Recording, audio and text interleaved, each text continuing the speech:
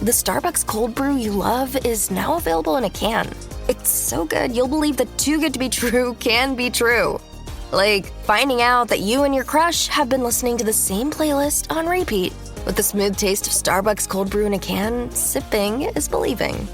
Available in 3 delicious flavors. Shop now wherever you buy groceries. Click or tap the banner to learn more.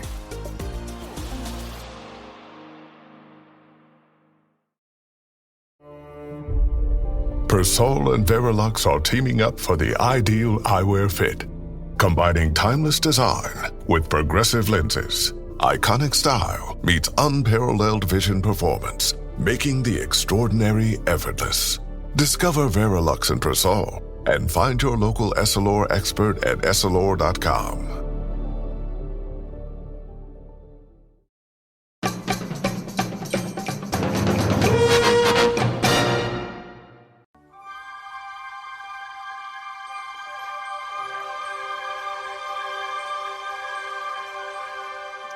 In the early 1980s, baseball films were rare, with the most notable being the 1976 comedy The Bad News Bears. However, Barry Levinson's 1984 Oscar-nominated flick sparked a resurgence, leading to over 18 baseball-themed films in the next decade. On the surface, it appears as a traditional sports biopic, but it reveals deeper, almost artistic layers upon closer examination. It transcends mere athletic drama to become a quintessentially American fable and a crowd-pleasing fairy tale. The story follows Roy Hobbs, a gifted baseball player whose career is tragically derailed. Years later, he reappears as an aging outfielder for the fictional New York Knights, armed with his mystical bat, Wonderboy. As Hobbs propels the underdog team towards victory, he confronts his past and battles formidable challenges, embodying the drama and spirit of America's beloved game in a narrative of redemption and myth. So grab some peanuts and Cracker Jack to snack on while Nicholas, Pepin, Ben Carpenter, and I discuss The Natural from 1984 on this episode of the 80s Flick Flashback Podcast.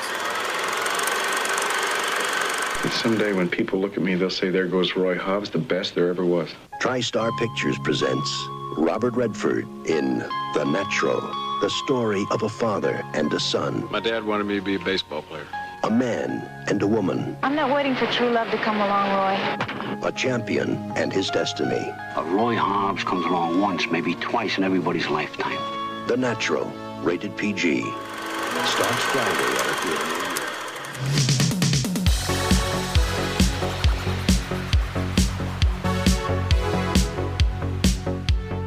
I'm Tim Williams, the mastermind behind the mic at the 80s Flick Flashback Podcast. Joining me on each epic episode is a guest co-host who's as crazy about 80s flicks as they are about wearing parachute pants and solving Rubik's Cubes. We're diving into nostalgic treasures we saw at the local theater, rented on VHS tapes, or discovered on cable TV. From blockbusters that make you say, I feel the need for speed, to hidden gems that'll have you screaming, They're here. It's a blast to relive these old memories and share our thoughts on what made these movies so special. We reminisce about our first-time watch experiences, share our favorite scenes, and even discover fascinating behind-the-scenes tales about the cast and crew along the way. Haven't hit that subscribe button yet? What are you waiting for? Come on, do it! On Apple Podcasts, Spotify, or your favorite podcast platform. And hey, while you're at it, be a pal and drop us a written review along with a 5-star rating to tell us what you think about us. The sportos, motorheads, geeks, sluts, bloods, wastoids, dweebies, they all adore him. They think he's a righteous dude. Take a day off and come hang out with us on social media.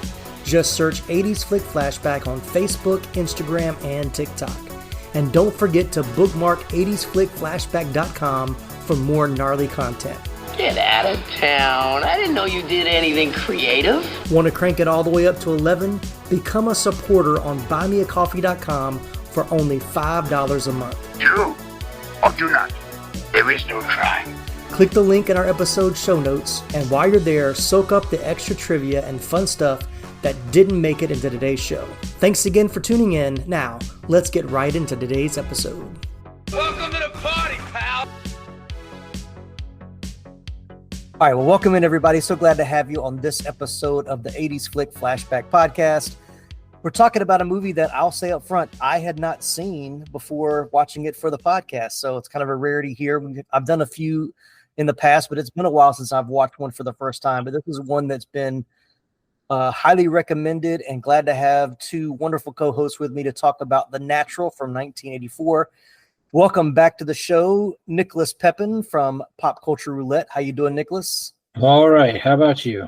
I'm good, man. And because he had to suffer through Jaws 3D, give him a good one this time. Welcome back, Ben Carpenter. Yes, thank you. I'm glad to be back and glad to be talking about a good movie this time. Right. All right, well, let's jump right in. So, Nicholas, when did you see The Natural for the very first time? When I was in college. See, now I couldn't remember if I borrowed it from you or from Keith, because you both had equally impressive film libraries. But given what you just said, I now know that I borrowed it from Keith. Yeah, and knowing Keith, this is a movie that Keith would own and probably watched on a regular basis. I believe that. Very true. Yeah. So that would have been, and it's not a movie that I watch a lot, so I don't know if I've seen it since then. Gotcha. But, gotcha. I had definitely seen it before rewatching it for this. Cool. So what about you, Ben? Is this one you saw when you were younger? Well, I was 11 when it came out in theaters. I don't remember seeing it in the theater, but I do remember watching it over at my grandparents' house. At the time, they had HBO, or as my grandmother called it, the home box office. She never referred to it as the abbreviated name. And I don't think we didn't have HBO at home then, but when I was at my grandparents' house, I would sometimes just sit and, HBO would show the same movie seemingly more hours or more times per day as there were hours in the day, but they would just show it over and over. And I probably watched it several times then on the home box office. There you go. Very cool. Yeah, this is one that I remember. So we had HBO when I was younger, and I remember this one being pretty heavily advertised, and I'm sure it was on, and for whatever reason, it was just not one that I gravitated towards. And I don't know if it's because it seemed, because it was like it's a period piece. So it's set in the 30s, 20s and 30s. And I can't even say at that age, I was really that big of a baseball fan, because at that time we lived in North Carolina. So there were no like major league baseball teams close by that I would follow. And I really didn't know who the Braves were until we moved to Georgia, having TBS and being close to the Braves. So it wasn't something that I just kind of gravitated towards, but I remember I watched the trailer a couple of times, getting ready before I watched the movie. And it was like, I remember those scenes from the trailer. Like I remember those more than anything else. So it's definitely one that it was just a blind spot in my filmography or in my library that I haven't watched, but I enjoyed it. I don't think it's, spoiler alert, I don't think it's as great as people have kind of puffed it up to be. I mean, I think it's good, but it has some glaring things. Yeah, it feels incomplete, and I feel like there was a lot of stuff that and maybe because we're used to movies being longer and telling more of the backstory. And I know there's a director's cut with this says it's only 5 minutes longer, but it does tell more about him as a boy, younger story, I think, in the director's cut. Does it not tell a little bit more about the aftermath, of the incident? Yeah. I think it gets into that a little bit. I think it does too. Yeah. I know the book, and we'll talk a little bit about the difference between the book. Have either one of you read the book? I didn't even know there was a book until I was doing the research. So yeah, same here. Right, me either. So usually I have Laramie on. He's usually the big book reader, so he's read the books, but he didn't jump out of this one, so obviously not one that he's read. But I know the movie is very different from the book, and we'll talk about some of the differences there.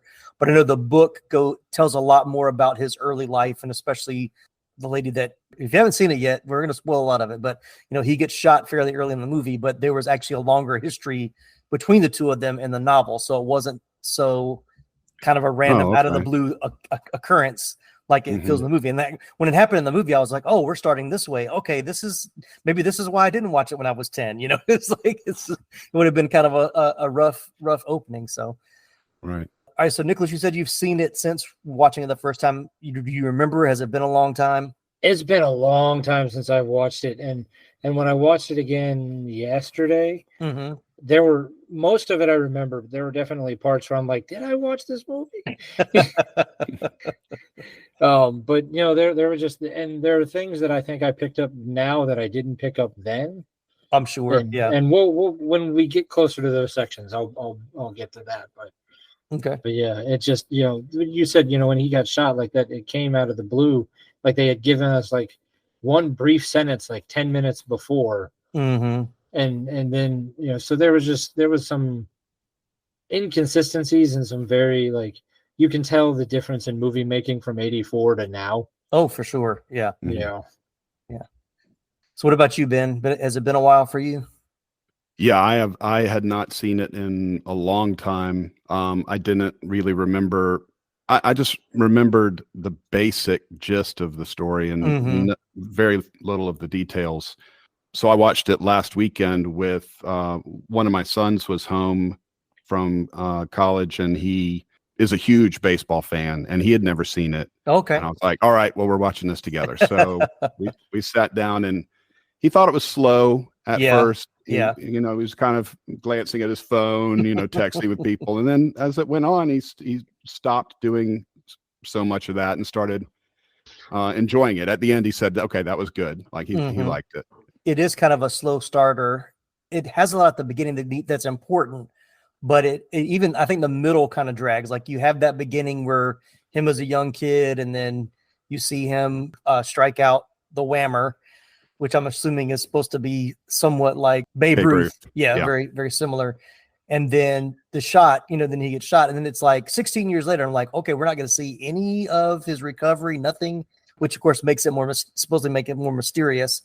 But like there's a huge lag, like from that point until like, I'd say like the next like 20 or 30 minutes seems to really drag until it really kind of picks back up again. But the one thing, the in between when he was a child and like his you know, before his father dies, and when, you know, he's striking out, who is clearly Babe Ruth. I mean, they made the actor to even kind of look like Babe Ruth. And then he gets shot, and that time, you know, they said like he's 19. Come on, like 19-year-old with crow's feet, and you couldn't eat. Like, I mean, granted, I know that the movie technology wasn't there then, but like, hire a kid, like hire a teenager, and then bring Paul Newman in. Yeah, and Glenn Close didn't look any younger either, as you know, supposed to be they're both supposed to be 19. In the unlikely event they actually remade this movie, I think you would have three different people playing Roy Hobbs, not. I noticed that Robert Redford was doing, like in those early scenes, though, like he was walking on the train tracks like a kid would and stuff like that. It was a little bit comical to watch him. You know, this, I think he was 48, 47 or 48. Yeah. And he's like trying to pretend he's a teenager. They were, I mean, I can appreciate that they did wide shots. There wasn't anything close up. And even when they met at night, you know, it's kind of, they're more like silhouettes. So they tried their best to not really reveal their age, but come on, people going to see this movie knew it was Robert Redford and knew that he wasn't 19 and couldn't pass for 19 even then. So I've done a couple teen comedies with you where they've gotten some like, you know, 20, 25-year-olds playing 16, 17-year-olds. Right. But at least they almost pull it off. This one was... it was a stretch. Right. I do like, I kind of, on the other hand, I had a little bit of nostalgia, like watching a movie where they just sort of relied on the actor, you know, walking on the train tracks and you know, other kinds of ways of communicating that it was supposed this is a younger version of the character rather than the de-aging CGI stuff that we have now, which I've never seen it. You know, it's always just like almost, if it's really good, it's almost convincing. Yeah. So even the best special effects have their flaws for sure. Right. All right. Well, let's jump into story origin and pre-production. So as we talked about, it's based on the novel. Malcolm Kahn and Robert Bean acquired the rights to Bernard Malamud's 1952 novel, The Natural, in 1976. Phil Dusenberry was the first to write the screenplay. However, in October of 1981, Roger Town, a Columbia Pictures story editor and brother of Robert Town, quit to produce and write the screenplay, with Bean set to direct and Kahn co-producing. In 1983, TriStar Pictures acquired the rights to the film adaptation, which was their first production. Robert Redford was set to play the lead role in the movie, which was his first acting role in 3 years. The producers of the film mentioned the DVD extras that the movie was not intended to be a literal adaptation of the novel. Instead, it was simply, quote-unquote, based on the novel. Malamud's daughter said in one of the DVD extras that her father had seen the film and that he said it legitimized him as a writer, even though they took a lot of liberties with his book. So let's talk about some of the key differences between the novel and the film. So the movie introduces some additional characters and subplots not found in the novel, including Max Mercy, a sports journalist, and Pop Fisher's niece, Iris, who becomes romantically involved with Roy, which I thought was interesting that she wasn't part of the book. I thought she's had a pretty big, well, not a big role, but a significant role in the movie version. In the novel, Roy's romantic relationships are more complex and nuanced. His relationship with Mimo Paris, for example, is more dysfunctional and tragic compared to the more romanticized version in the movie. The novel delves deeper into Roy's internal struggles and moral dilemmas, providing more insight into his character. The movie instead focuses more on the baseball action and romance, simplifying Roy's character. And from what I was kind of reading other articles, I didn't put it all in my notes, but I know a lot of things that I read about the novel was he wasn't a very sympathetic character. Like, he's not, like they said, the film version really makes him as this kind of Superman, clean cut, always does the right thing. And the novel version, he is not that at all. Like, he's a womanizer. He doesn't treat people very nice. Which gets to the ending. So the ending is the most significant difference. In the novel, Roy actually strikes out at the end of the final game, symbolizing his failure to achieve his dreams. In the movie, however, Roy hits a game-winning home run, giving the story a more triumphant and Hollywood-style conclusion. And they said that in the book, it is kind of a downer that he strikes out, which kind of he never, achieved, what he was set out to do. But because his character was so flawed in the book, it was kind of like that's what he gets. The way he lived his life, he doesn't deserve to hit the home run. So there's some people a lot of people prefer the movie over the book.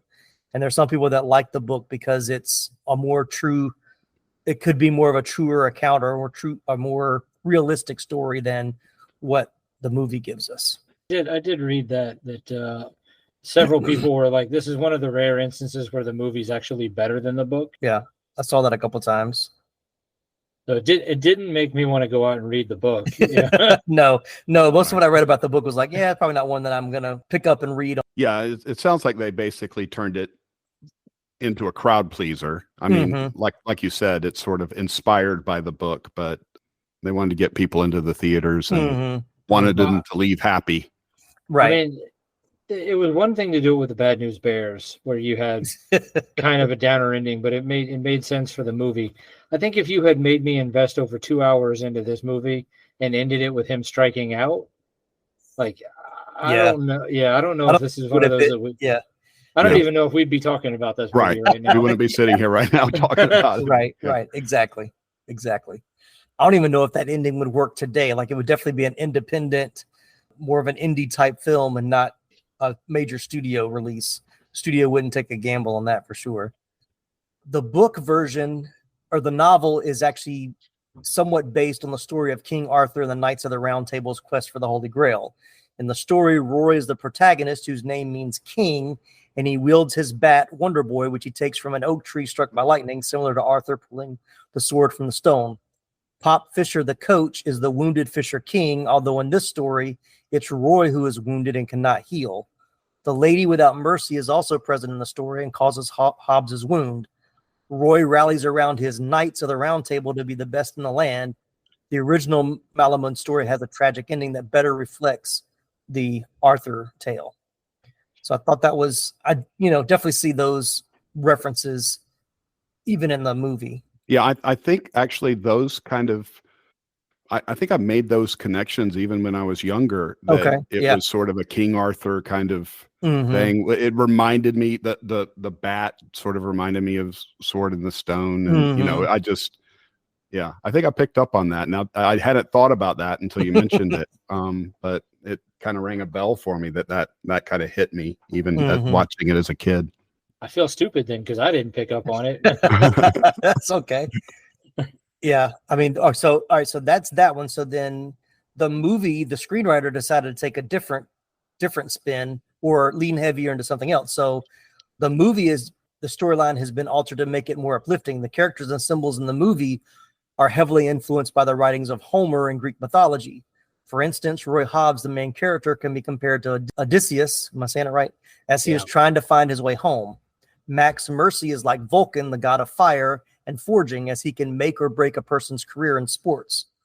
Pop Fisher represents Zeus, the king of the gods. His uniform number is actually a number 1. The oak tree and lightning bolt, like the Wonderboy bat, are symbols that represent him. The judge character is like Hades, the god of the underworld, as he is always in the dark and is responsible for judging the dead. Memo Paris can be compared to Calypso, a sea nymph who once had an affair with Odysseus and kept him from returning home. Gus Sands is like Cyclops, as he has one strange eye. Iris Gaines can be compared to Penelope, wife of Odysseus, and Roy's true love, from whom he was separated for 16 years while she raised their son. Lastly, when Roy states his goal is for the people to say, "There goes Roy Hobbs, the best there ever was in the game," this is an example of hubris, which is the Greeks considered to be excessive pride in oneself, and for which a person would often suffer turmoil. Okay, now that I did not pick up on. Yeah. I didn't pick up on it either, but that makes more sense to me. Like, I see it. Yeah. Like, I definitely saw, like, the way things happened and the way they unfolded. It was definitely more a fairy tale than it was, you know. I picked up on that, but like I missed out on the Arthur thing altogether. Yeah. I did read one person's revisiting the movie, and he was very critical of the movie, and mainly because his criticisms were the movie didn't know what it wanted to be. Like, it wanted to be this uplifting movie, but you really weren't sure where which I can understand it from the beginning. You're not sure what type of story it's trying to tell. Is it a tragedy that he's trying to overcome? Is it a hero's journey? You know, is it a mythological tale? So it kind of mixes all these things together, but it doesn't really have a clear cut story. And I think that's why I think it kind of fell short for me, because I didn't care enough about Roy. Like, I wanted to, but because there wasn't enough of his backstory and to see how he recovered. It's just like he got shot and then nothing happened. He just pops back up. And even when he's going and telling his story to Glenn Close, like, they even kind of like brushed over that, where you really didn't hear him give any details of the struggle he had. So there was nothing to really connect me emotionally with him as a character. He was just a middle-aged guy who was a rookie that was a natural. Like, he has his slump, but everybody has a slump. Like, I felt the tragedy of him being shot. I was expecting that more and towards the middle or towards the end of the movie instead of right out the gate. And then because it happens there, it almost gets kind of swept under the rug, and everybody's like, "What happened to you?" He never explains. I don't know. I'm like, I don't know why he wouldn't tell people. Like, there was just those little kind of plot holes and gaps in the story really didn't. Yeah, help me. I feel like it definitely is a product of its time. Oh, for sure. Because I feel like if you tried to make this movie now, like, I've already broached the idea of a remake, but if they would almost have to either do 2 movies or do a series, because there's so much that gets left out that, like, if you make this movie now, I think people would just pick it apart. Because there's just so many gaps. Yeah. You know? And to do a 2-hour movie the way they did there, like, you have to clean up a lot of of holes. Yeah. Now I'm saying that, but I'm also saying I enjoyed it. Like, it's still, overall, it was a good movie. I think it fell short of what I was expecting, because it's people talk about it being like the best baseball movie of the 80s, and it's one of the last ones I've covered. I've already done Major League, I've done Field of Dreams, but those are movies that I saw as a kid that I have a lot of nostalgia for. I watched 8 Men Out last year. We haven't covered it on the podcast yet, and that's a really good one as well. Yeah, so it is. I think you've done at least 3 80s baseball movies that are way better than this one. So and I did Bull Durham too. So yeah, I've covered. Those would be like my top 3 80s baseball movies for sure. But it's definitely it's almost like an impressionistic painting or something. It's just like big brush strokes, but no real detail. But I see it compared a lot to Hoosiers, which is a baseball movie. Basketball movie, yeah. But it's basketball. But I read a quote, somebody saying Hoosiers and The Natural are the 2 best sports movies, and if anybody disagrees, blah blah blah. Right. But I do disagree. Hoosiers, on the other hand, I think I love Hoosiers, and that really was a much more emotionally engaging movie for me. Yeah, more compelling than The Natural was. Yeah. Now, that's one I need to rewatch because I haven't watched that one in a long time. But yeah, I remember really liking Hoosiers though when I saw that one. I'll pretend I've seen it so I can join this conversation. And now these messages.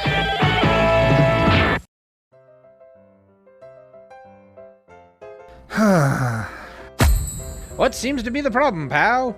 There's just so much pain in the world, so many issues. I don't think I can bear it. Hell, friendo, it sounds like you could use a dose of pop culture roulette.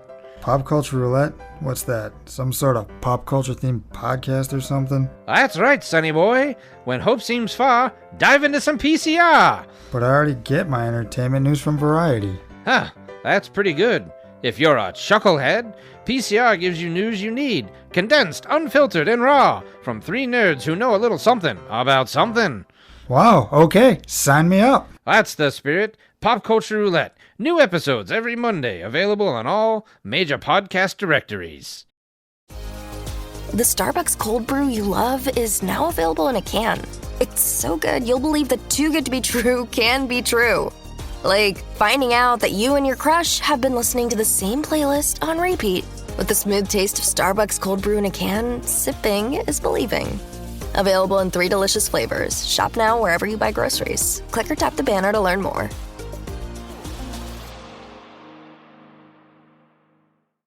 Your teen requested a ride, but this time not from you. It's through their Uber teen account. You drive your teenager around, a lot, to their friend Jacob's house, their other friend Jake's house, to James's, to Jaden's, to Jalen's, to... Mom? This is Jake's house, not Jacob's. Now with an Uber teen account, your teen can request a ride under your supervision. They'll ride with a highly rated driver, and with live trip tracking, you'll follow along the whole ride to their friends' houses that all sound the same. Add your teen to your Uber account today. See app for details. Bye, Mom.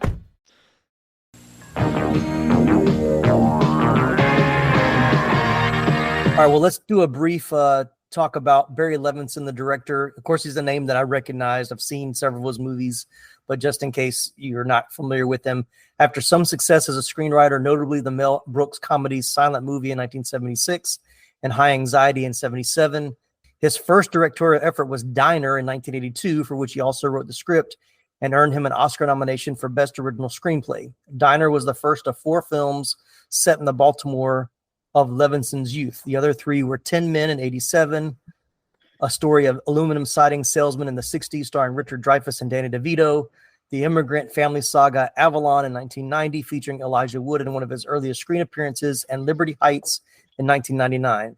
His biggest hit, both critically and financially, was Rain Man in 1988, which we've covered already, starring Dustin Hoffman and Tom Cruise. The film won 4 Academy Awards, including Best Director and Best Picture.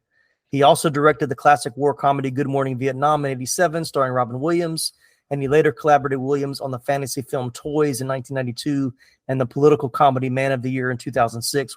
He also directed the critically acclaimed historical crime drama Bugsy in 1991, which starred Warren Beatty, and was also nominated for 10 Academy Awards. A well-honored director, but I definitely know Rain Man and Good Morning Vietnam are 2 movies I've seen a million times, and big fan of both of those movies. Any of those you guys fans of, or was he like, when you think of the 80s, is Barry Levinson a name that you would think of?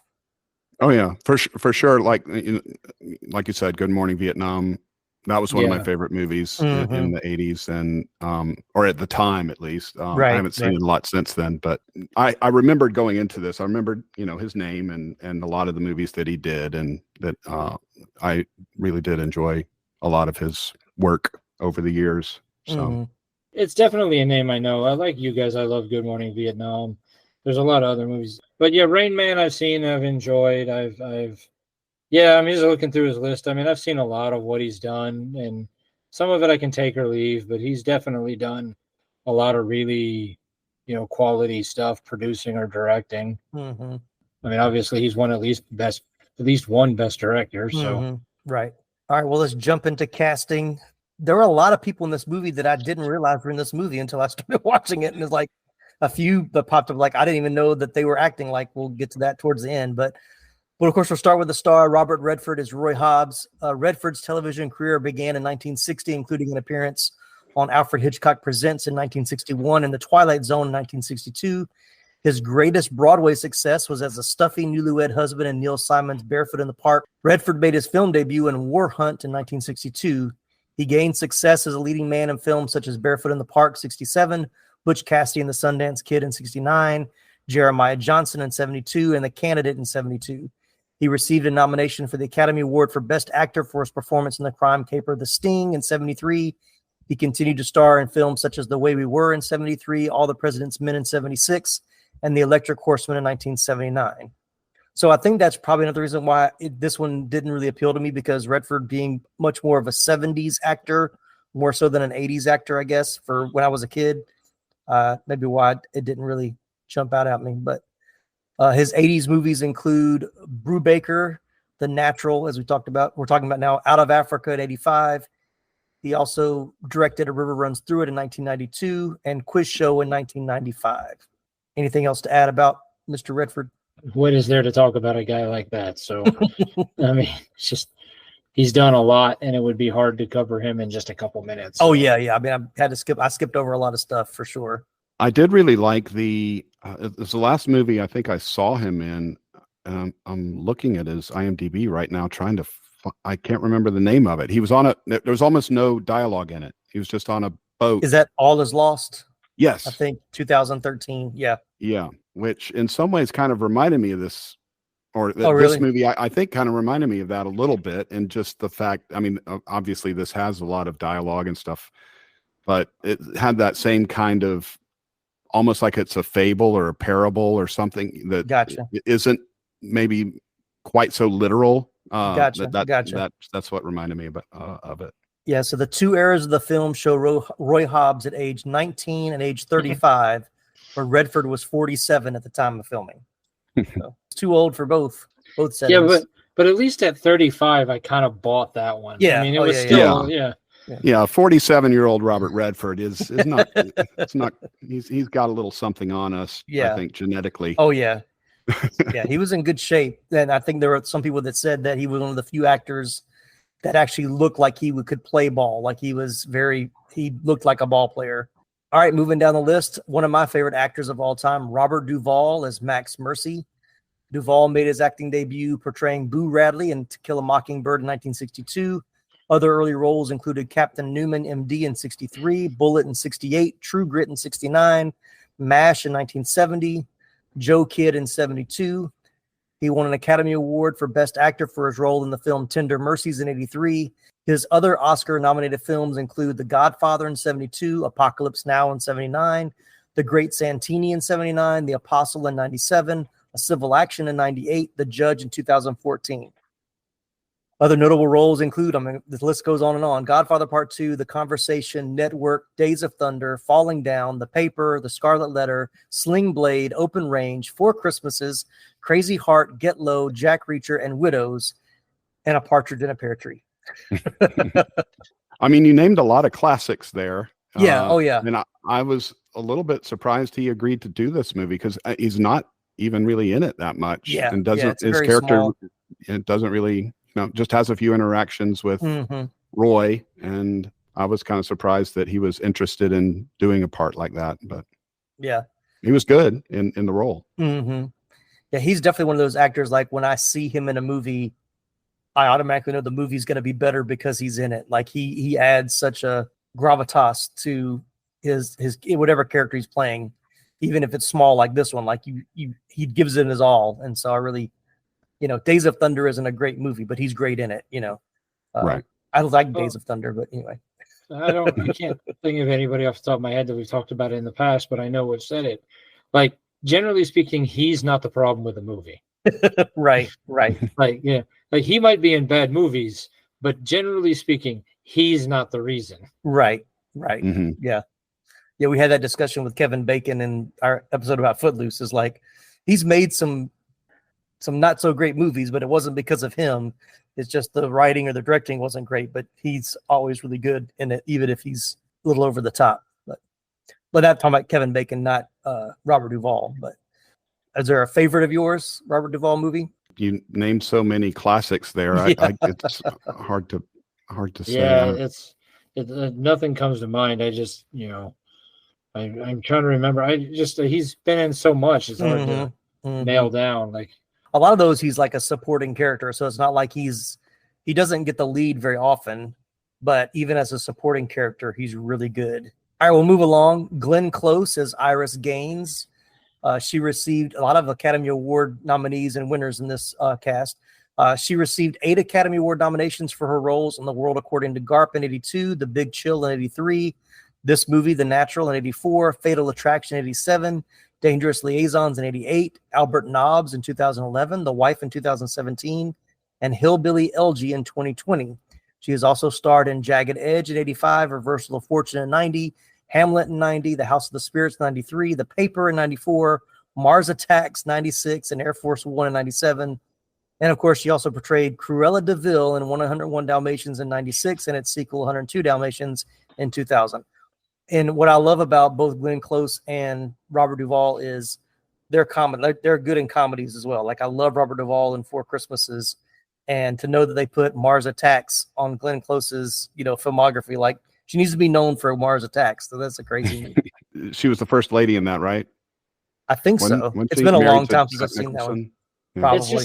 It's just nice to see people like Duvall and Glenn Close not take themselves so seriously, right, and be willing to do a movie like Mars Attacks. Because I love Mars Attacks, but it's so full of just ridiculous things. But people like Glenn Close and Jack Nicholson make that movie more legitimate than it probably should have been.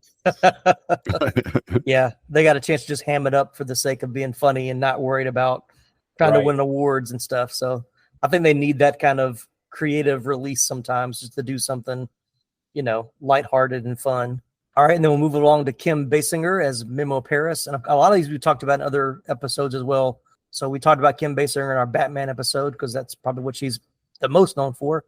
But she began her career as a model and switched to acting in 1976. She appeared in several television productions, including a remake of From Here to Eternity in 1979, before making her featured debut in the rural drama, that's the hardest word to say in the English language, rural drama Hard Country in 1981. Hailed as a sex symbol in the 80s and 90s, she first gained widespread attention for a performance in the James Bond movie Never Say Never Again in 1983. She went on to receive a Golden Globe nomination for her role in The Natural. Her other films include No Mercy in 86, Blind Date in 87, My Stepmother's an Alien in 88, Cool World in 92, The Real McCoy in 93, 8 Mile in 2002, Grudge Match in 2013. I skipped over a lot there as well, but yeah, the one she won an Oscar for, L.A. Confidential. Yeah, L.A. Confidential. Yeah, yep. I was thinking the same thing. Like, that was great movie. Yeah, another one that's done serious and comedies.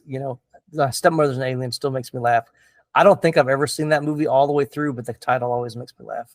But moving right along, Wilford Brimley as Pop Fisher. We talked about Wilford Brimley in our episode of The Thing, so I won't go over his filmography too extensively, but one thing I did mention there that I got ridiculed for, so I'll mention it here. He frequently appeared in commercials, including a series of commercials for Quaker Oats, a campaign which became famous for repeating the slogan, "It's the right thing to do." He also appeared in numerous television advertisements for Liberty Medical, a company specializing in home delivery of medical products, including diabetes testing supplies. He appeared in commercials for the American Diabetes Association and was the voiceover for Brian Foods' television commercial campaign. So, because I think it was the way he said diabetes. Diabetes. Diabetes. That's it. It's like I knew I was going to mess it up, but yes. Diabetes. But yeah. I love Wilford Brimley. Anything he's in, he's great. Cocoon, probably one of his most well-known. And he was on the TV show Our House in the 80s as well. Cocoon was the first one that came to mind for me as well. Mm-hmm. Yeah, I think that was where I guess maybe I'd seen him in Quaker Oats commercials before that. I don't know. But I think that was when I first sort of remember seeing him in the film. And then probably the biggest name with the smallest amount of time on screen, Barbara Hershey as Harriet Bird. The versatile actress was first discovered by a talent agent when she was attending Hollywood High School, and she began working in television. She made movies in the 80s, such as The Stuntman, The Entity, The Right Stuff, Hannah and Her Sisters. She was in Hoosiers, which we talked about already, Tin Men, Shy People, A World Apart, and Beaches with Bette Midler in 1988, which we've covered on the podcast as well. But yeah. What we talked about, she's the person that shoots Roy Hobbs early on in the film, and that's really about all she does in the movie. She sits on a train and looks at him, and then 5 minutes later, she shoots him. So, right. When I saw her name in the credits, I expected her to be in the movie more, but she really wasn't. With the helpful little foreshadowing from Robert Duvall reading the newspaper. Oh, somebody's going around shooting athletes. Yeah. Wonder if that's going to be important in about 5 minutes. Right. At least there was a payoff to that line. Had she done much before this? Because again, it was a pretty small part, and she wasn't in it for very long. So the ones here, The Stuntman in 80, The Entity in 82, probably lesser known. She had done The Right Stuff in 83, so she's probably coming off of that being a pretty big movie in 83. My guess is that when you put Redford and Barry Levinson, you probably had a lot of these people just, showing up wanting to work with them. Yeah. Wanting to have having their name associated with that. Yeah, I was thinking about that when you mentioned, Ben, about why, Robert Duvall wanted to be in this movie being such a small part, but to work with Redford, I think was probably something he wanted to do for sure. Like you said, it was the first movie Redford had made in 3 years. So people weren't getting a lot of chances to work with Redford back then, I guess. Yeah. So, yeah. Good point. All right. So I got a few more here and then we'll be done. Robert Prosky as the judge. He became a well-known supporting actor in the 80s with his roles in Thief in 81, Christine in 83, and Broadcast News in 87. His most notable movies include Gremlins 2, The New Batch in 1990, Hoffa in 92, Mrs. Doubtfire in 93, Last Action Hero in 93, Rudy in 93, Miracle on 34th Street remake in 1994, Dead Man Walking in 95, and Mad City in 1997. His most notable television role was Sergeant Stan Jablonski on the TV police drama Hill Street Blues. He was definitely someone that I recognized. Yeah, I couldn't have named any of those other things he was in, but he's one of those guys. It's like, oh yeah, I know who that is. I've seen him before. Yeah, as Nicholas and I have called him many times, he's that guy of this movie. Yep. Hey, there's that guy. Like even when I saw him today, I would not have told you his name was Robert Prosky. I will never. Hopefully, that's never a name on a game show that I'll have to remember for the $20,000 question, because I will never get it right. But even though I've mentioned him on episodes of the podcast, I'm sure. All right, so then we've got Joe Don Baker as the Whammer. He got himself noticed playing Steve McQueen's younger brother in Junior Bonner in 72, then scored the lead role in the unexpected hit Walking Tall in 1973. These next few films were rather forgettable until he landed a role of police detective Earl Itchside in To Kill a Cop in 1978, which led to him reprising the same character in the short-lived TV series. He also adapted to taking on comedy roles, as well as picking up plenty of work playing lawmen, military men, and politicians in films like Fletch in 85, The Living Daylights 87, once again, Mars Attacks in 96, and as intelligence operative Jack Wade in the 007 films Tomorrow Never Dies and GoldenEye in the 90s. Yep, good old Joe Don Baker. Yeah, he's another one of those kind of that guy. He's like, oh, look at that, it's Joe Don Baker. Yeah, when he showed up on the movie, like I don't remember his name showing in the credits, or I missed it when it came up. But I was looking, I'm like, I know who this person is. Like, I just could not think of his name for anything. And I was getting him mixed up with Fred Thompson, who the senator, like that has been in a movie, especially more so in the 90s or late 80s. But I was like, that's not him. It's somebody else. And then when I saw it was Joe Don Baker, I was like, oh yeah, from Fletch. So he was the policeman or the police chief, I think. Right. Yeah. So hey, you and Tommy Lasorda. I hate Tommy Lasorda. Yeah. I don't know what the rights to using the name Babe Ruth would have been in 1985, 86, 84. 84, yeah. But they might as well just call him Babe Ruth instead of the Whammer. I mean, other than the fact, I would say they didn't use anything real, but they used the Pirates and the Cubs. So I don't know. That's what I was about to say, is that like it was confusing to have a fictional New York team, but then they're playing real teams. Right. Yeah. And I even thought, I was like, were the Yankees ever the Knights? Like, I don't remember that any kind of baseball history I've ever looked at. Like I said, my son is super into baseball. He's a walking encyclopedia, and I had to ask him. I was like, was there ever a team in New York called the Knights? He was like, no. So, right. And then we've got Darren McGavin as Gus Sands, who was actually uncredited in his role. We'll talk about that in here in a second. But McGavin portrayed the title character Mickey Spillane's Mike Hammer from 1958 to 1959, starred in Riverboat in 59 to 61, and Kolchak the Night Stalker in 74 to 75. His film credits include No Deposit, No Return in 76, Airport 77 in 77, A Christmas Story in 83, of course, is most famous for sure, and Billy Madison in 1995. He'll always be the dad in Christmas Story, no matter what he's in. Yep. While he had a major supporting role as the bookmaker Gus Sands, he received no credit. In the recent retrospective documentary on the special edition DVD of the movie, Robert Prosky, who played the judge, claimed McGavin was cast late in the picture when having received a lesser billing than the other stars. Thus, McGavin chose to go uncredited. Prosky noted that Gavin wound up drawing more attention to himself as a result. So by him saying, he probably did interview say I was uncredited, or he mentioned it enough to where he got more credit by being uncredited. But yeah, thought that was interesting. He was uncredited. When I saw that earlier, before I was trying not to do any research before I watched the movie, but I was looking at a few things before it started, and I noticed that he was uncredited and kind of saw that story. And I was like, I thought he would like a really, really small part, but he had a pretty significant role in the movie. So, yeah.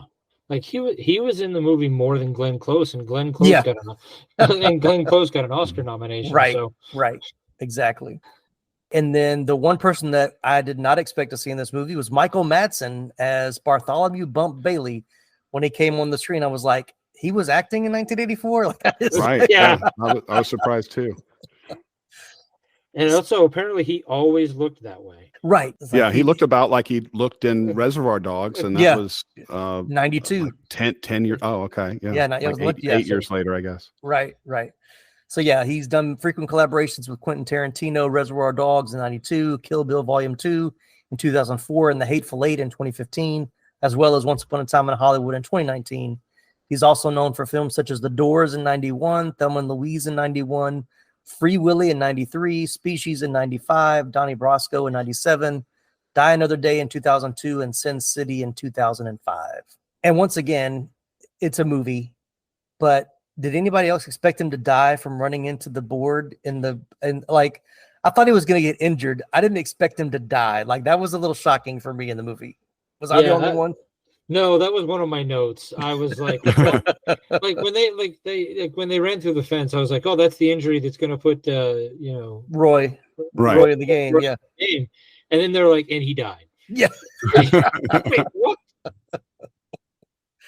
I guess, it was 1939 or whatever. Yeah. So yeah. And then they spread his ashes over the stadium with a flyby, and you're like, yeah. Wait, what? That doesn't seem very sanitary. I don't think I want anybody sprinkled onto me from, above. Yeah. I mean, a lot of that made no sense. But yeah, it was like he ran through the fence, and then they were like, and he died. What? Yeah. It's like I want a little footnote, and this is why we have padding in stadiums now. Like, but yeah, I mean, I think they said it like a few minutes later, like they made a comment about, he hit his head, or the way he hit was what caused him to die or whatever. But Yeah, that was. It that just was a didn't little look shocking. like. I Yeah, mean, when it happened, didn't look it that didn't bad. look like. Yeah. Right. Yeah. We'd seen enough cartoons in the 80s to know that even the coyote can run through a wall and still survive. So surely the outfielder would be okay. But Yeah, and the outfield wall didn't even have a fake tunnel painted on it. right. Oh man. All right, so a couple of cameos. Director Barry Levinson did the uncredited voice of the Knights radio play-by-play. According to Levinson, he had intended to have a professional broadcaster do the role, but didn't have proper time during post-production to find someone for the part. So he ended up doing it himself, which I thought was a cool little nod there. It's decent. And then the piano player at the party where Roy Hobbs becomes ill and had to be taken to the hospital was Randy Newman, the composer of the film's music. Now, most people will talk about the soundtrack of this movie being what, was one of the highlights of the movie. And I will say it's beautifully shot, like it's a beautiful looking movie, and the soundtrack is phenomenal. So I will give it, that does elevate it, I think, a lot.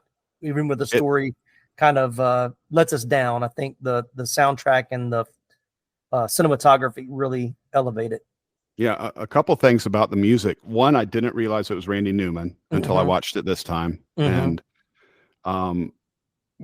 also, the night before I watched The Natural, I happened to watch an episode of It's Always Sunny in Philadelphia that ended with The Natural. They used The Natural music. Wow. Because they go out and they play baseball, and they use The Natural music and basically did a parody of the end of The Natural. Oh, okay. And then it was totally coincidental though that I watched it the night before. But yeah, that music is. I told my son, I was like, "You'll recognize the music." Yeah, they've used it a lot in different. I've heard, it's like when that was playing, I was like, I've heard this. I'm sure in like sports. Any kind of sports montage or kind of a highlights thing they've done over the years. I'm sure that I've heard that and didn't know that was from The Natural, but yeah. Yeah. Randy Newman is still raking in the royalties checks. Is he still alive? I think so. Yeah. Yeah. Yeah. I mean, he's still, now he's doing a lot of the Pixar stuff, but he's still, Mr. Win Oscars every couple years. Yeah. Yeah. They throw an original song every now and then to get him a few more bucks. Few more awards, but yeah, multi-talented, that's for sure. Yeah, he really hates short people. All right, well, let's talk about iconic scenes, favorite scenes. I think we can all agree the most iconic scene is the final home run, busting the lights at the stadium, and as it, which I thought this can't be safe with all the. Well, and they had them wired all together so that when one broke, they all just started showering sparks on everyone. Right. In a world where you feel yourself running through the outfield wall, I mean, the lights do seem quite questionable. Yeah, I mean that's also so parodied. I mean, Simpsons have done it. I mean, you name it. The Always Sunny in Philadelphia. Like, I mean, I think that moment is probably what keeps The Natural in the conversation because it's such an iconic, like, bottom of the ninth, you're down by a run, you're down 2 strikes. And, I mean, it's why the Kirk Gibson home run from the Dodgers World Series in the 80s. I mean, Kirk Gibson is almost dead, and he hits a home run to win the World Series. The same. I mean, obviously, this wasn't to win the World Series. It was just to get in the playoffs, and we have no idea what happened after. Right. But, well, surely that was his last game. He was bleeding. Which I was like, and I was once again, we've seen too many newer movies. I was expecting him to cross home plate and then just die. Like, I was like, this is the end of his story. Like, he hit his home run. He saved the, Pop from losing the team or losing his job or whatever, the whole blackmail thing that the judge had him on. He would cross home plate and just collapse, and that would be his legacy that he won. And instead, we get a 30-second shot of him throwing the ball with his son, I guess, a few months later that he retired from baseball. But I think this is another example of something that, like, if without that ending, we wouldn't be sitting here talking about this movie. Yeah, for sure. The movie was, I was interested. It was pretty good up until that point. But I really think like the reason that people loved it at the time and walked out of the theater feeling great and telling other people they had to go see it was basically just because of the last 5 minutes and just ending on that high. Hoosiers like had a lot more, kind of hit me in the feels, as the kids say these days. Yes. Oh yeah. But like the only time The Natural really did that is at the end. Yeah. I will agree with that. And I was going to say, like, credit to Barry Levinson that he crafted that ending so well. Yeah. Editing and just the I mean, it's put together so well. Like I said, I was kind of like your son. I was a couple times I was trying to keep myself from picking up my phone or like doing other things. Like, no, I got to watch this movie. But once I got to that part, I was dialed in. Like, I didn't want to miss anything, even though I knew what was going to happen. I've seen that final shot, a million times before, but just to see how he built it up, it really was well done. Very well done. One of the things that I'd written down was the scene earlier in the movie where he hits a home run and he breaks the clock. Yeah. So I wonder, like, part of me was wondering this time, does having two of the all very similar moments in the movie, does it kind of take away a little bit from the end? Or because you almost, like, I had completely forgot in the rewatch that he had broken the clock, because I remember the end, like when the lights were shattered. And so I was like, so I don't know if maybe because the lights were shattered and the electric explosions and the rounding the bases, like it was such a bigger moment. Like, you kind of forget that he had already done a big breaking of stuff. Yeah. I think if for a first time watch, like, of course I knew the big one at the end, when he hit the clock, I like thinking of it from like a first time watcher, like back in '84. I think it kind of elevated it. It's like the clock was big, but for him to hit the lights and the explosion of lights was almost bigger. Like, it was like he didn't just hit the home run, like he hit it further and harder than even when he broke the clock. So that's kind of the way I interpreted it. Yeah, I think maybe the clock scene is in there just to sort of establish, like, this is something this guy can do. Right. Like, he can hit it way out, and he can break things in the process. I do like the scene after he's been in the hospital, after he's trying to recover and he's on the field, and Max Mercy's there trying to take pictures, and he hits the ball right where Max is. I'm like, okay, you got some serious accuracy if you can, because he hits it a couple of times, right at him. So, which I thought was a good little scene, that he knew exactly where to put the ball. The baseball scenes are probably some of my favorite. Like, I love good action scenes in a sports movie, the actual gameplay, but them being so bad at the beginning, I was like, come on, guys. I mean, the team, they were so terrible. And it's like, it's funny in movies like, Major League, but like at this time, this was professional ball players. Like, you would think they'd be a little bit better than they wouldn't be making those kind of mistakes. But, I know it's all part of the story, and it is more of a fable. That bothered me just a little bit watching. And all they needed was Roy Hobbs to come along, and suddenly they're great players. Yeah. You never see him like teaching them or like giving them a pep talk. No, I did like the one guy that keeps coming in and telling them, like, losing is a disease like syphilis or whatever, all the different things he said or whatever. And Roy finally like walks out. I was like, good, please walk out, because I don't need to hear this guy's speech again. Like, did they really have to hear the speech after every loss? Like, that was pretty crazy. That was their punishment for losing. Yeah.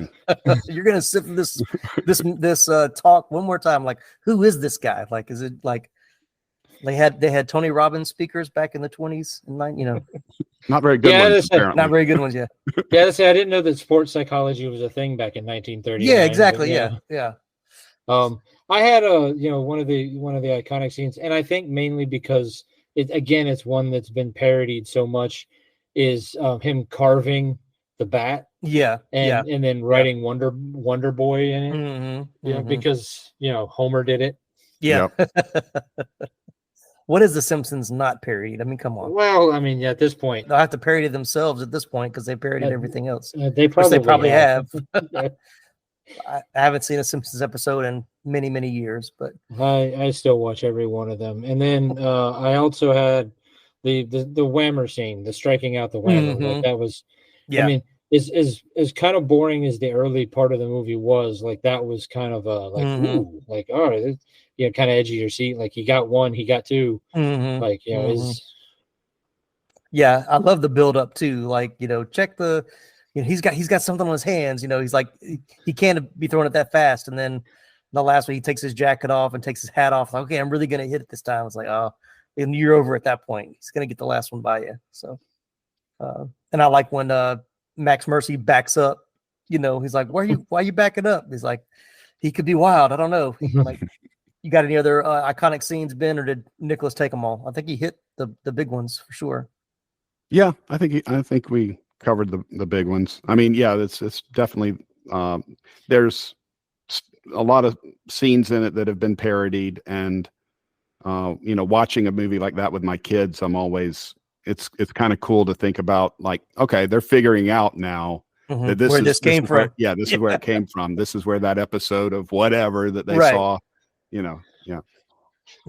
I understand that reference now. Yeah. Mm-hmm. All right. Any favorite scenes you guys want to talk about?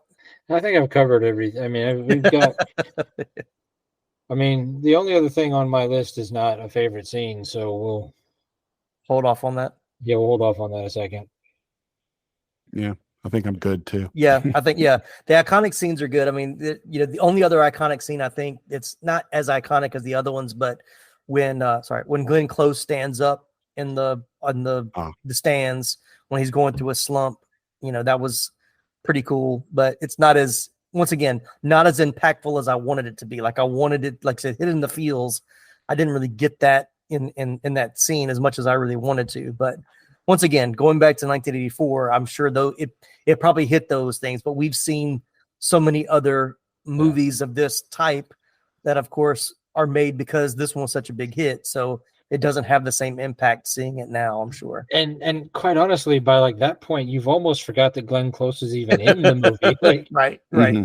Like, the only reason you remember is because you're like, oh, that's Glenn Close. Like, like if it had just been a random actress, like, I don't know if like that would have had the impact that it did, because you'd be like, wait, who is she again? Like, yeah, and then the whole thing with like the son being Roy's. I mean, we saw that coming a mile away. I mean, that wasn't any big twist ending for anybody, I'm sure. Right. Yeah, you just kind of had to do the math. Yeah. Like, my son, and then like, she doesn't want to talk about it. You're like, oh yeah, because it's clearly his. Yeah. When did we last see each other? 16 years ago? Right. Oh, I have a son who's 15, 8, and 3 months. Right. Right. And now these messages. Hey there, fellow 80s movie aficionados. Are you ready to embark on a nostalgia-filled journey to the greatest era of cinema? Then look no further than the Retro Life for You 80s Movie Podcast. Join us every week as we rewind the VHS tapes, dust off those Betamax classics, and dive headfirst into the neon-soaked, totally tubular world of the 1980s movies. From the Brat Pack to action heroes, we've got it all covered. Breakfast Club, Ghostbusters, E.T. and Indiana Jones, and more. It's like a trip in Doc Brown's time machine, but without the DeLorean. So whether you're a die-hard 80s film buff or just curious about the cinematic gems of the past, Retro Life for You is your ticket to the ultimate movie time warp.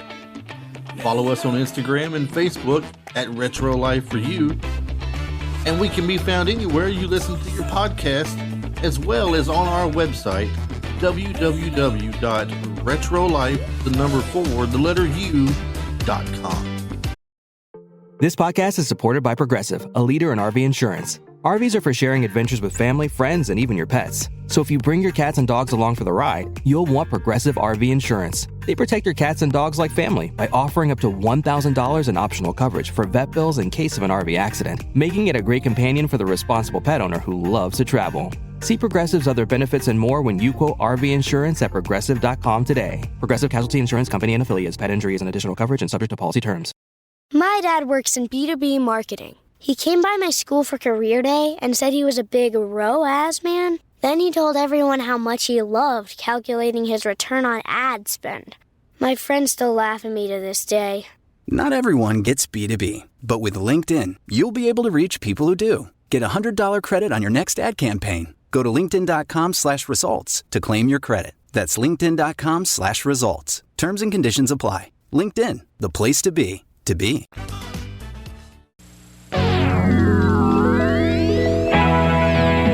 right, well, let's jump into some scenes and trivia. Maybe make us think of some other scenes we can talk about.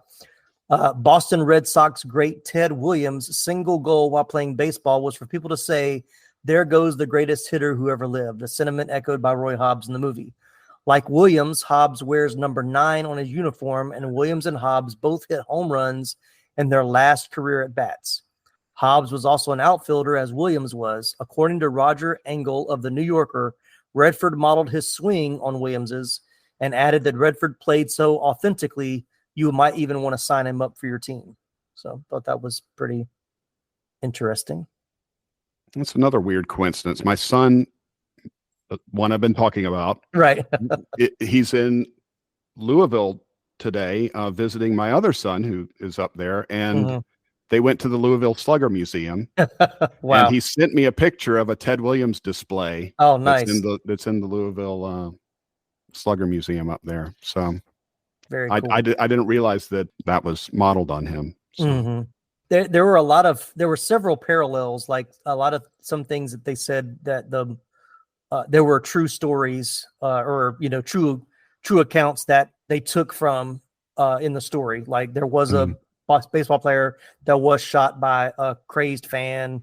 I thought I had that in my notes, but obviously I didn't. There was one who actually broke a clock. Yeah, yep. And if you were ever to hit it, they were going to give you a watch. Yeah, yep. And then apparently it took them like 50 years to actually give the player the watch. That was actually my next note of trivia I was going to put it, but good, you covered it. That was good. We didn't say we'd give you the watch now. Yeah, it was Bama Rowell of the Boston Braves doubled off the Ebbets Field scoreboard clock on May 30th, 1946. He was promised a free watch by Belova, but he had to wait until 1987 to receive it. So, yeah. Speaking of baseball bats on display, the bat that Bat Boy Bobby Savoy gives Roy is called the Savoy Special. The Savoy Special was a brand of beer in the 1930s and was made by the United States Brewing Company. The bat is now in the collection at the National Baseball Hall of Fame and Museum in Cooperstown, New York, displayed along with Roy Hobbs' jacket in an exhibit titled Baseball in the Movies. Yeah, the Baseball Hall of Fame is something else. If you haven't had a chance to get out there, it's an experience. It's just, especially for somebody who's as deeply into baseball as I am, like it is just, I mean, I don't want to use the word religious experience because that's not quite accurate, but it is, right. It's an experience. Yeah. I mean, my father and I went up there in the early 2000s. It was something else. Have you been before, Ben? I haven't. Maybe I'll. I was saying one of these days. Yeah, my son has brought it up several times that he would like to go there, as along with my wife, who's also a big. That's where he gets it from. They're both big baseball fans. All right, a road trip. Let me know when you guys are going. I'll just meet up there, and we'll do a mini episode from the because I would love to go as well. So. All right, last little trivia nugget I have. In 2001, Bill Simmons of ESPN Magazine compiled Ray Hobbs' 1939 rookie season stats, taking cues from the movie. His line would have looked something like this: 115 games played, 400 at-bats, 92 runs, 140 hits, 44 home runs, 106 RBIs, a 350 batting average. Hobbs struck out 85 times and walked 75 times. Now, how he calculated all that, I don't know, but it sounds cool. Yeah, I was watching the movie, and I was like, that's extrapolating a lot. I don't know where you got it from. That's 2001. It was before AI, so he obviously had some kind of algorithm working for him, figuring it out. I guess he's factoring in the slump, Roy's slump in the middle of the movie, but he's probably factoring in whatever the stats were normal around that time, I guess, too. I don't know. Like I said, I don't know how accurate it is, but it sounded cool. And as we've learned on this episode, on this show, if you want accurate or cool wins every time. Or absolutely, logic versus cool will always win. So, especially in the 80s. All right, box office and critical reception. The Natural was released in North American theaters on May 11th, 1984, debuting number 1 at the box office. The only other new release that week was the Chuck Norris and late Lou Gossett Jr. team-up action comedy Firewalker, which took the number 3 slot, which actually did better than I thought it would have. The Natural remained at the number 1 slot for the second week before being booted by Indiana Jones and the Temple of Doom over the Memorial Day weekend. So, but it did stay in the top 10 for several weeks after that. So it still did pretty well. And I was looking at the box office. So like Indiana Jones won that week, and then the following week it was beat by one of the Star Trek sequels. And then the week after that, because we got it in June, Ghostbusters and Gremlins opened the same weekend, and they were 1 and 2 respectively. So the summer of '84 was ridiculous. It's incredible when you look back and you see like all these movies just bunched together that you can't believe they all came out just within weeks of each other. Yeah. All right. Critical reception. Rotten Tomatoes has it 83% on the tomato meter and an 88% audience score.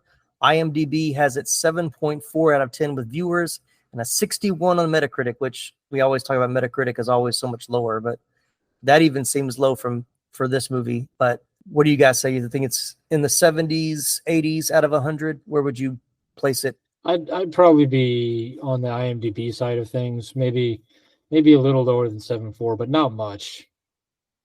What about you, Ben? I mean, I'd give it a solid B. Yeah. I'd give it an 85. Okay.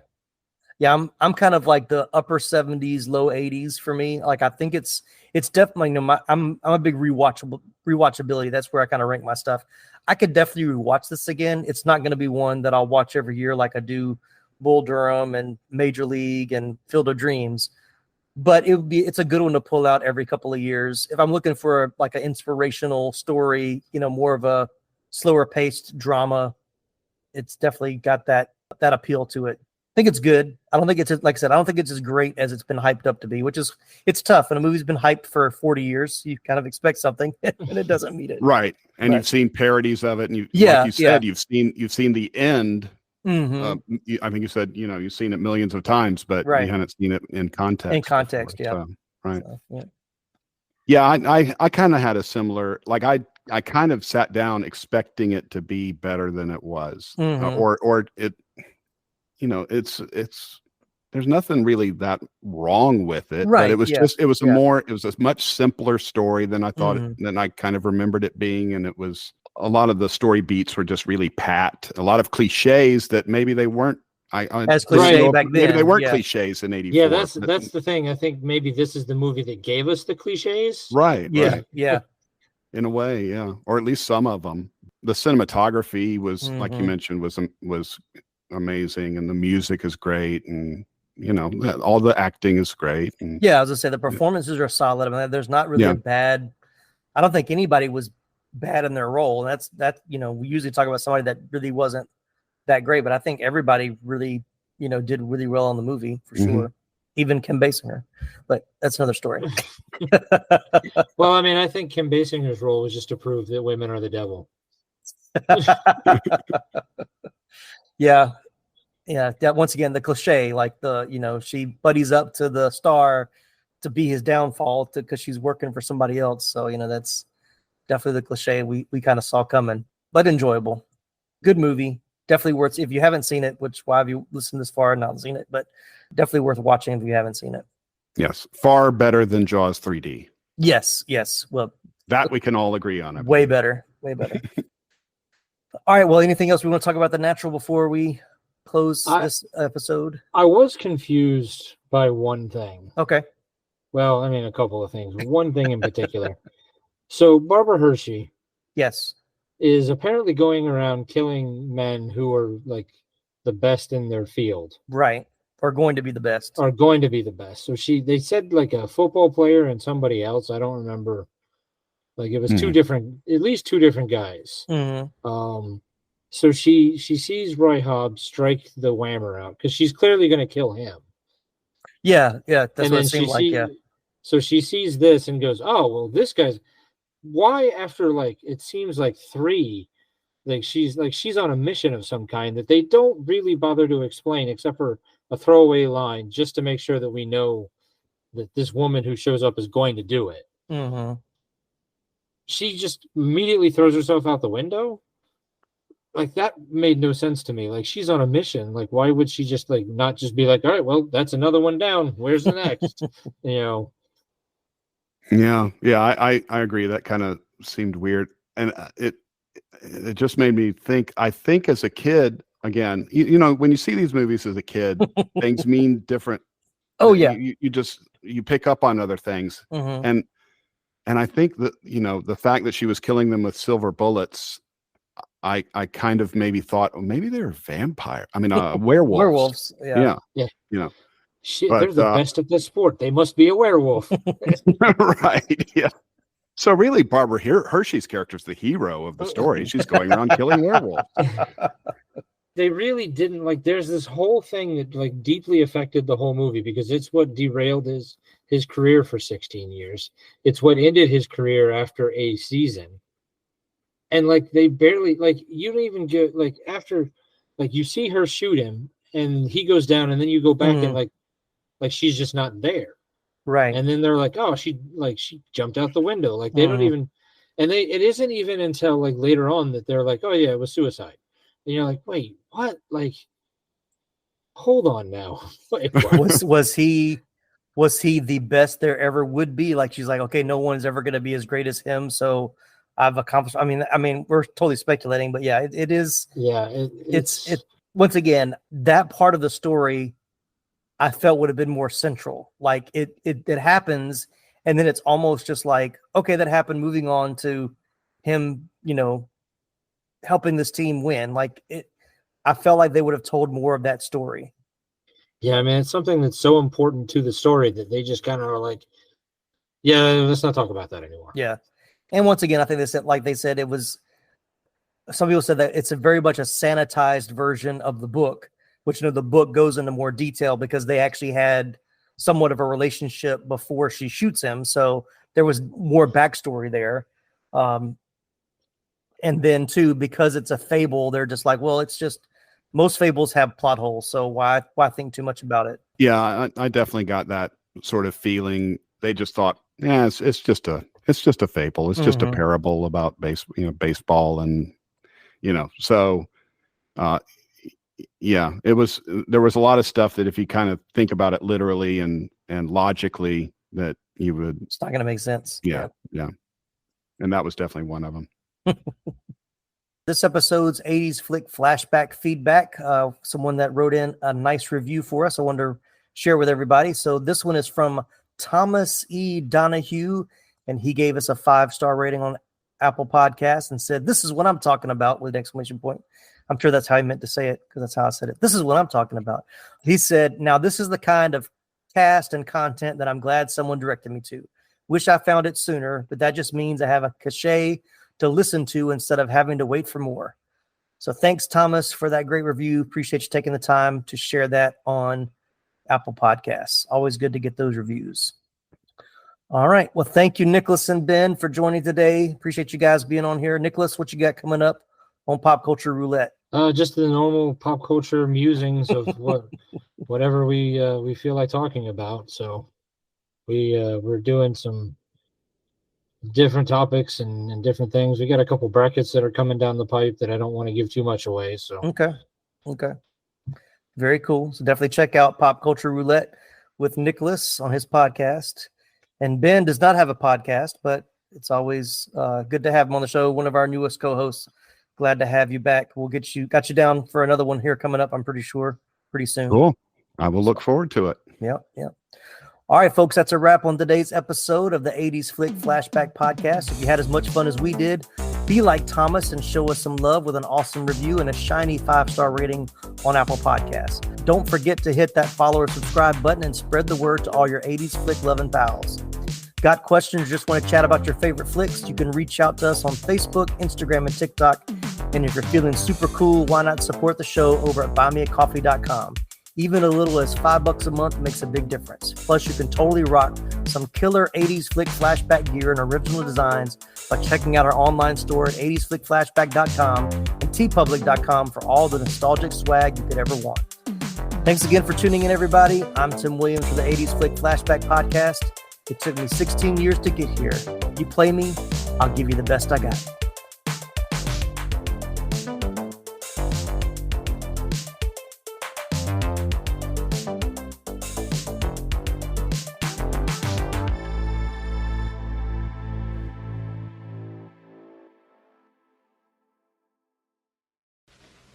You're still here?